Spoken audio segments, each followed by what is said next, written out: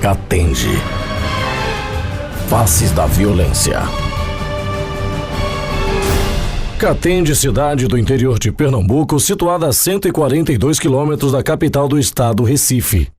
Como em seu próprio hino diz nesse trecho: povo da tranquilidade, do trabalho que viceja, do sorriso, da escola, do esporte e da igreja. Pois é, o povo da tranquilidade já não está tão tranquilo assim. E é daqui, do centro comercial da cidade de Catende, que começamos a nossa matéria.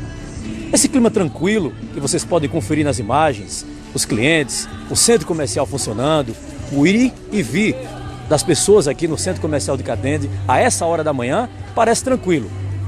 Mas à noite é diferente. Catende tem vivido momentos de medo e tensão.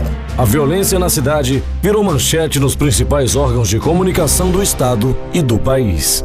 Essa agência aqui foi vítima de uma atividade bastante praticada nos últimos tempos pelos criminosos no estado de Pernambuco, que é a explosão de caixas eletrônicos.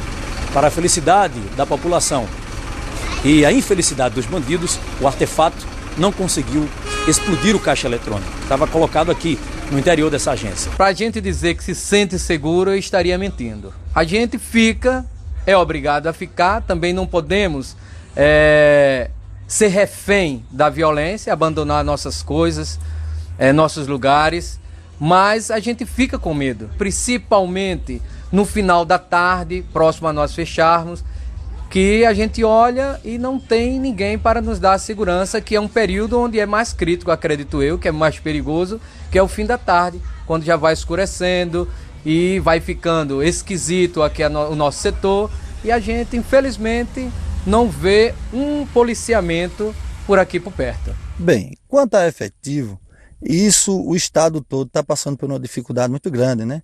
A quantidade de efetivo. O nosso governador ele tem feito um esforço muito grande, sempre admitindo novos policiais, mas a questão é que no governo anterior a esse, foram 8 anos sem admitir nenhum profissional, né? E foram só se aposentando, outros se afastando por outro motivo, um sendo excluído, né, posto para fora, outros reformados, outros doentes, enfim. E passaram 8 anos sem admitir, só saindo, né? Então esse déficit, o nosso governador, ele pegou com um déficit muito grande. Então ele tem feito um esforço muito grande para suprir a necessidade. Mas com todo o esforço que o nosso governador tem feito, ainda foi pouco. Muito pouco para suprir a necessidade que hoje o estado se encontra. Então, cada cidade hoje chama-se 2 homens por dia, com o comandante que responde o expediente, 3. Então, uma cidade de 40, quase 45 mil habitantes como Catende, é lógico que 2 homens é insuficiente para fazer um trabalho, digamos assim, bem feito, né? Nós estamos agora aqui no distrito de Roçadinho, um lugar tranquilo, pacato, assim como também a cidade de Catende. Mas até aqui em Roçadinho, a tranquilidade desse povo também foi perturbada. Pessoas foram assaltadas aqui. A violência chegou também em Roçadinho. Esse estabelecimento comercial, por exemplo, foi assaltado por diversas vezes. Por várias vezes, esse estabelecimento comercial foi alvo de assaltos, de meliantes, de bandidos. Os proprietários desse estabelecimento, por medo de represálias, não quiseram gravar a reportagem. Bom, agora nós estamos aqui no bairro das Caixas, bairro Mendes Sampaio, aqui em Catende, conversando com o Fábio.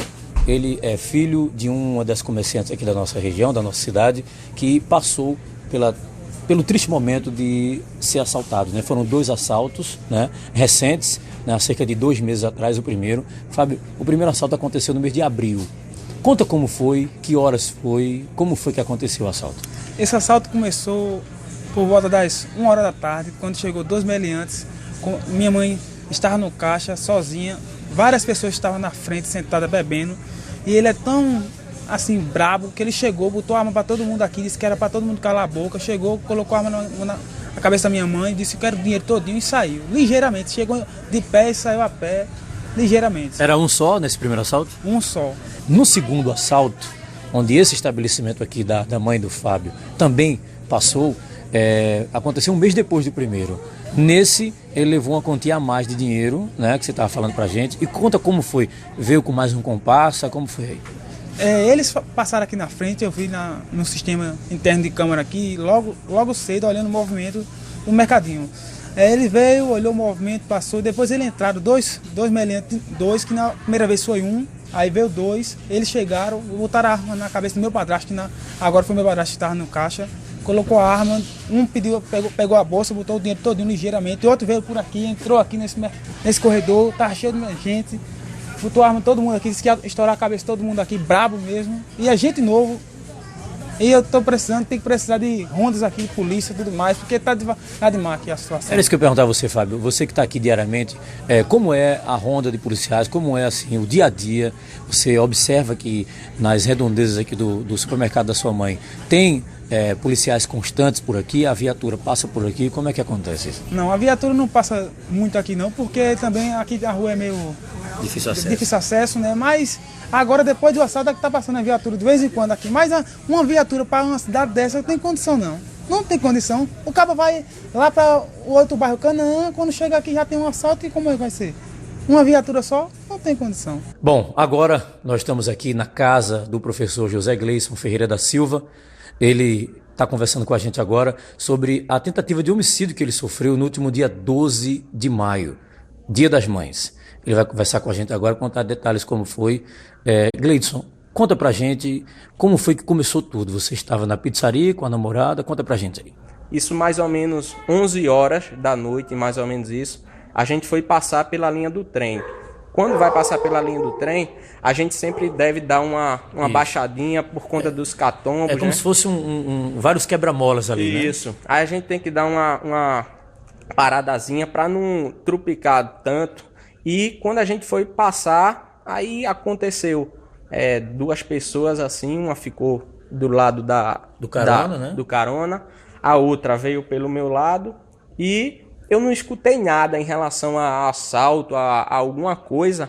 E, de repente, quando eu estava passando, eu só escutei o tiro. Tuf! Nessa escutada de tiro, aí eu fui e coloquei a mão no vidro por conta do barulho, né? Feito som, alguma coisa. Quando eu coloquei a mão no vidro, eu olhei assim, não vi nada. Aí, quando eu fui aqui na testa, quando eu olhei, aí o sangue todinho nessa parte aqui minha. Aí o sangue veio todinho até o joelho. Mostrei ao pessoal assim dentro do carro, começaram a chorar tudinho, né? Aí eu disse, calma pessoal, fique calmo, que a gente vai até o trevo, porque de lá eles indicam se a gente vai para o regional ou se volta para Catende. Isso, o carro em movimento. Movimento, devagarzinho. Após ter levado o tiro, você chegou a mostrar para os amigos como você está contando, mas o carro ainda em movimento. Não chegou a parar em nenhum momento. Nenhum momento. Nem você viu para onde eles foram depois que atiraram? Não. Quando aconteceu isso, eu mandei o pessoal se abaixar um pouquinho, ficar tranquilo, enquanto eu vou dirigindo, né? Pelo outro lado da usina até chegar no trevo. Para do trevo, os policiais me indicarem se eu vou para o regional ou se eu volto. Aí o que foi que eles fizeram? Aí eles disseram, não, volte para a maternidade de Catende, que de lá eles indicam se você vai para o regional, faz alguma coisa. Aí você mesmo voltou no carro, entrou no carro de novo? Quando eu cheguei lá, eu saí do carro, aí o menino que estava atrás comigo pegou o volante, deu a volta e veio-se embora para Catende, por fora, né? E os policiais, a gente combinou com eles, aí eles vieram depois atrás, para ficar de olho em alguma coisa.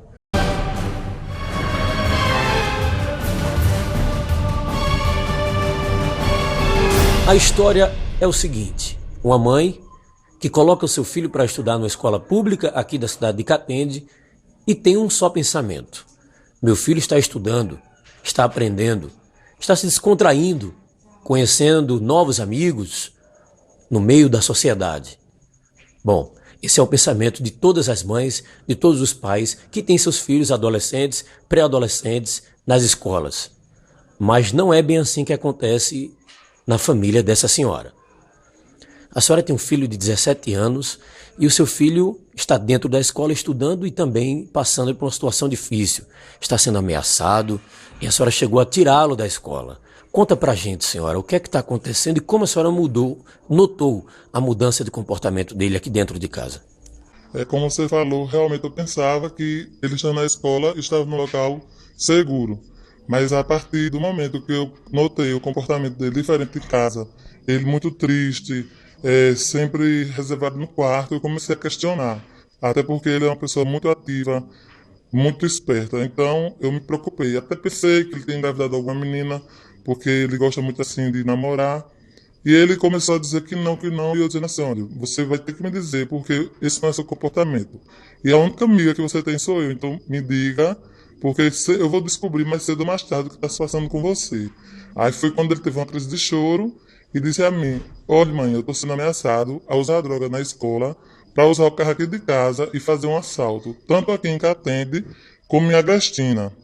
Aí a partir daí eu fiquei super apavorada, chamei o irmão dele, conversamos, perguntei se ele estava envolvido, se ele tinha usado a droga, se ele estava devendo, porque quando a gente sabe que entra no mundo das drogas, quando deve, eles não têm pena, não perdoam e mata, e eu fiquei apavorada com isso.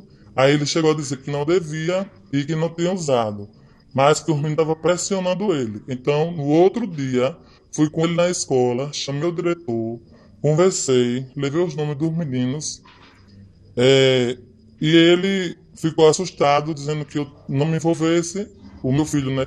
Não, mãe, não vai não, porque eu tenho medo, porque eles falam em matar sem perdão. Porque, inclusive, ofereceram arma a ele, disse, olha, faz o assalto em Agrestina, vai roubar um armoto lá, e se reagirem, a gente apaga. Tem uma arma para você. Aí eu fiquei super apavorada. Inclusive, eles já tinham feito um assalto aqui em Catende e tinham comentado com ele. E ele ficou assim, graças a Deus, ele é assim, muito ativo, mas também ele é muito medroso. E assim a gente criou sempre ele para falar a verdade pra gente. E então, devido a essa situação, eu disse, é melhor meu filho viver em casa, sem terminar o ano letivo, do que estar na escola e de repente eu chegar a notícia aqui que ele vai ser preso ou que ele foi morto. Então eu prefiro ele perder esse ano, porque ainda não vi uma escola segura aqui em Catende, porque todas eu tive informação que há pessoas levando droga para dentro da escola. Procurei saber de cada uma, então eu achei melhor que ele ficasse em casa, até assim as autoridades daqui de Catende tomarem uma decisão. Até porque todo mundo sabe em Catende quem usa droga, quem vende droga, não é escondido de ninguém.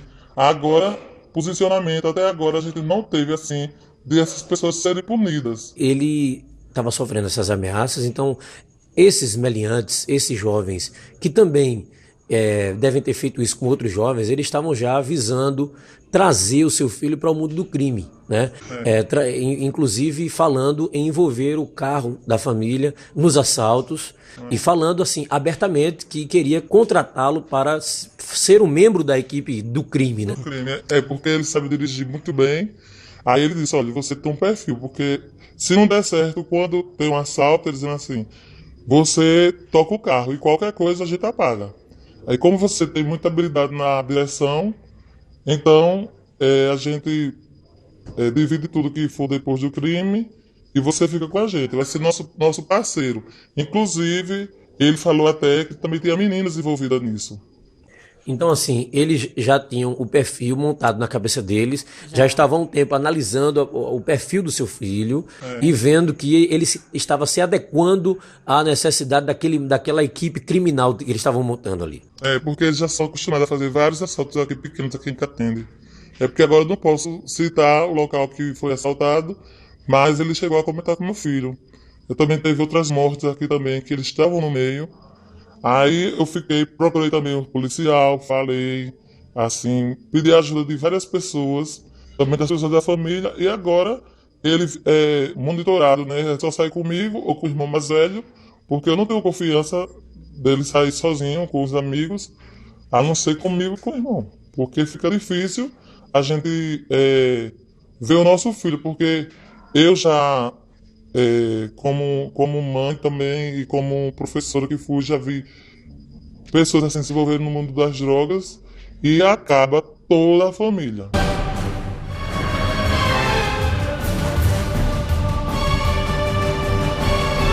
Nós estamos agora na residência do jovem Marcos Cavalcante, o popular Marquinhos, que na madrugada do sábado para o domingo, do dia 24 de março, ele sofreu um assalto e em seguida uma tentativa de homicídio aqui em Catende.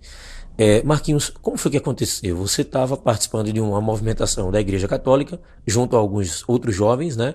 E que localidade foi, mais ou menos?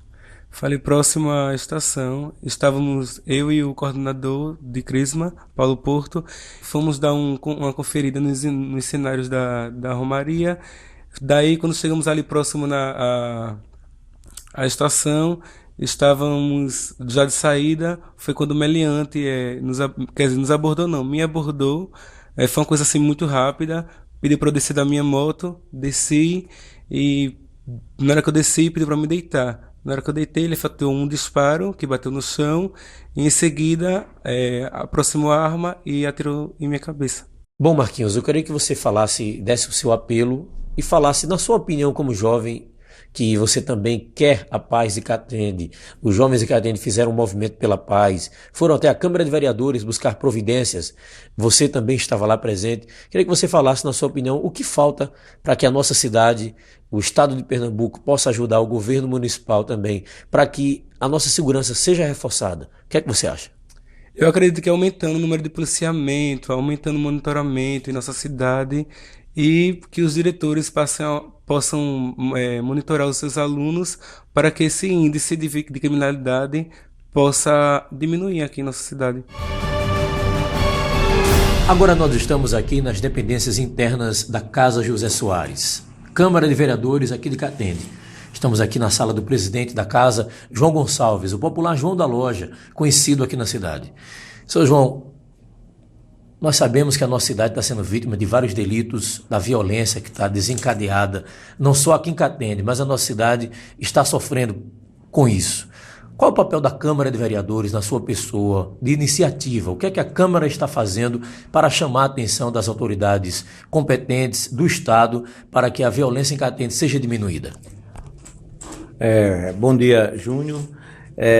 Nós, como representante desta casa, o que nós estamos fazendo, em primeiro lugar, a nossa iniciativa foi ir a Recife, conversar com o secretário de Defesa Social, para mostrar a ele o que estava acontecendo na nossa cidade. A nossa cidade, que o jovem não pode ir mais ir para a escola, o comerciante não tem mais segurança no seu comércio, os bancos, o bancário não tem mais segurança nos seus trabalhos, e enfim, a zona rural, ninguém tem segurança, Laje Grande, Roçadinho, e está um problema muito sério na nossa cidade. Então nós fomos a Recife, sentamos com ele, eu, o vereador Buda e o deputado Henrique Queiroz, pedindo que ele aumentasse o efetivo em Catende. Está muito pouco o trabalho da polícia em nossa cidade. Não é que eles não estejam trabalhando, mas eles não têm uma arma pesada, não tem carro suficiente para cobrir a área, para cobrir a região. Bom, nós estamos fazendo esse trabalho, né, para informar a população e para chamar a atenção das autoridades competentes do Estado, chamar a atenção deles para a violência de Catende. No meio desse trabalho, ou seja, nós fazemos esse trabalho de reportagem, estivemos há mais de 15 dias colhendo informações, depoimentos de pessoas que foram e estão sendo vítimas desse tipo de violência, e no meio desse trabalho nós fomos surpreendidos por um ato dessa violência que chamou a atenção não só de Catende, mas também do Estado e até de outras regiões do Brasil, como foi o assassinato há poucos dias atrás do vereador Marcos Animal. Ele foi assassinado a poucos metros aqui da Câmara de Vereadores, onde em mais uma sessão que estava sendo realizada, após essa sessão, o vereador foi surpreendido com um indivíduo ainda não identificado pela polícia, e esse indivíduo efetuou 2 disparos, tirando a vida do vereador Marcos Animal, que estava acompanhado de seu filho. Vamos cobrar das autoridades competentes que façam a sua investigação e os culpados para terminar de trás da grade. E isso aí é o que eu tenho a dizer à população. E se Deus quiser, isso aqui vai ser feito. E o povo, todo mundo sabe, quando as autoridades querem agir e querem resolver, ele resolve. Não resolve em outros cantos, não resolve aí no Rio de Janeiro, não resolveram em Palmares, quando assassinaram o delegado, não resolveram em Cupira, quando assassinaram o promotor, por que não resolve em Catende com o assassinato do nosso colega, do nosso amigo, do guerreiro, o vereador Marcos Antônio, conhecido por Marcos Animal?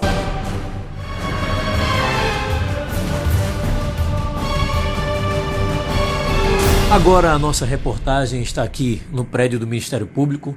Vamos conversar com o Dr. Rômulo Siqueira, que é promotor aqui da cidade de Catende, representante do Ministério Público aqui em nossa cidade, e vai conversar com a gente agora. Dr. Rômulo, na sua opinião, o que poderia ser mudado na segurança pública aqui da nossa cidade para que o trabalho do Ministério Público pudesse ser um trabalho mais completo, doutor? O Ministério Público, ele tem a função de trabalhar já quando o crime acontece, né? Normalmente depois recebe toda a documentação da polícia e aí vai avaliar se é o caso de abrir algum processo contra o eventual assassino ou o eventual criminoso. Nessa situação a gente se depara com algumas dificuldades que acontecem na delegacia de polícia. Por exemplo, nossas delegacias não estão devidamente aparelhadas para enfrentamento do crime. Então hoje se trabalha muito apenas com testemunhas. Então a estrutura é realmente precária, precisa haver investimento para melhorar essa estrutura e permitir que o Ministério Público disponha de melhores elementos para formar a prova contra o criminoso. Por exemplo, Dr. Rômulo, a nossa cidade foi testemunha de um caso recente, um assassinato de um homem público, um vereador, foi assassinado a poucos metros da Câmara Municipal. O senhor falou há pouco que o Ministério Público aqui em Catende hoje atua em base a testemunhas. Se a Polícia Civil, até a Polícia Militar, a delegacia da cidade tivesse uma estrutura que realmente atendesse às reivindicações atuais, o trabalho do Ministério Público seria de aplicar, não só em base em testemunhas, mas outros atributos para que crimes como esse do vereador Marcos Antônio sejam solucionados. O que a gente pode informar é o seguinte: a nossa lei prevê vários meios de prova que o Ministério Público pode se valer. Entre eles, testemunhas, perícias. E o que a gente vê hoje é que a grande maioria dos inquéritos chegam com base unicamente na prova testemunhal. E a gente sabe que a prova testemunhal, com o tempo, ela se torna de certa forma precária, além do medo que as pessoas têm de testemunhar. Se for um caso de grande repercussão ou um caso de droga mesmo, é muito difícil você conseguir suporte na prova testemunhal. Então é preciso que outros meios de prova sejam disponibilizados à polícia para que o trabalho do Ministério Público seja frutífero. Então, as testemunhas que sejam um trabalho complementar, né, doutor? Eu vejo que se a testemunha for agregada a vários outros atributos, o Ministério Público tem mais material para poder aplicar as suas atribuições. A gente sabe que entre os vários meios de prova não tem nenhum que seja mais valorado do que o outro, mais importante do que o outro. E é óbvio que todos eles unidos vão levar ao sucesso, né, do combate à criminalidade.